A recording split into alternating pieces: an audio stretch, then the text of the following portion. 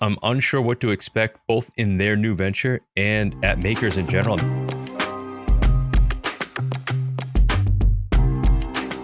So this week, frankly, I was not expecting this. I know many people weren't. I don't know if you were, John, or not, but I'm curious to Not at hear your all. thoughts. Jane Bowie and Denny Potter are leaving Maker's Mark. They're kind of the power duo that I would expect, both as Master Distiller and Master Blender. I thought they'd be there forever, but they are going on. As the press release says, they have gotten an entrepreneurial itch and they want to start basically what sounds like their own brand. It does sound that way, which is really interesting. I mean, obviously, we didn't get that indication from Jane when we interviewed her this past winter. You guys could check out an interview with her. We discussed the FAE02 release and just sort of like her general role at Makers, which kind of sounded great. I mean, she seemed like she was Team Makers through and through. So whatever this new opportunity is, must be pretty exciting. Yeah, it's really interesting. Yeah, because when we spoke to her, there was no indication like she had been there for a while. She talked about Maker's Mark being a huge part of kind of her background and her journey to whiskey. That was a great interview. But I mean, I'm curious. Like a lot of people are leaving distilleries, and they're leaving big distilleries. Like Jackie Zykan left Old Forester to go work for. I don't want to call them a no-name brand. They're not a no-name, but they are.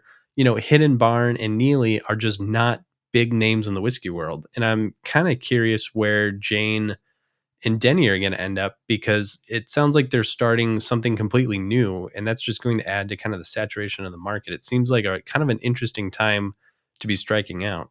Sure. I mean, the way I see this is to a lot of folks, it could sort of appear somewhat backwards, where if you had maybe cut your teeth in the world of a smaller brand and helped grow a smaller brand to gain some prominence, you might then think, well, holy shit, now I've been climbing the ladder. Maybe I could be the master blender at a place like Maker's Mark. You know what I mean? And for this to sort of go the opposite direction and to have these master distillers leaving, master blenders, master tasters, leaving places like Brown Forman and Maker's Mark, I think that it's kind of a real twist on the whiskey world that I was 100% not expecting, put it that way.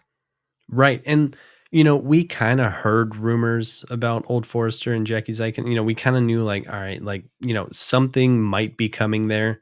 This one was just so out of left field. It happened at like 1 p.m. I don't know, on like a Tuesday or a Wednesday. Like, no Yeah, whiskey news drops then. no, very, very odd stuff. So folks that are in the Maker's Mark ambassador program get an email about this. There's a few other emails sent out to some, I think they're VIP clients and customers and, friends of the brand.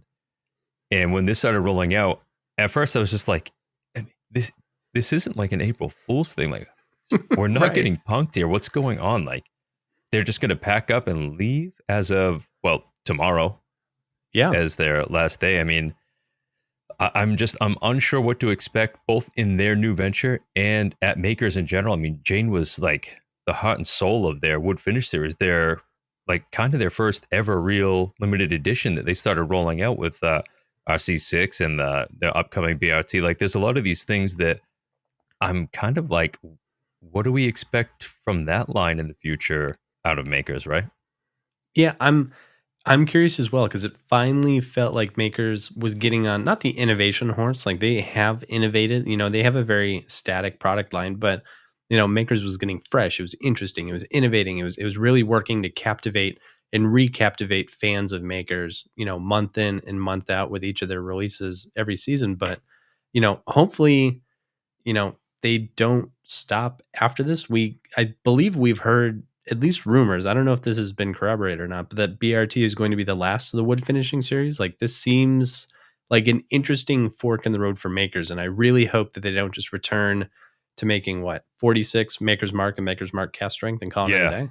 that's exactly my biggest fear was, holy shit, are we just going to have the same, whatever, 4 or 5 products here forevermore? Because not that makers needs to do anything different with their core lineup because they've been doing it the same way for so long.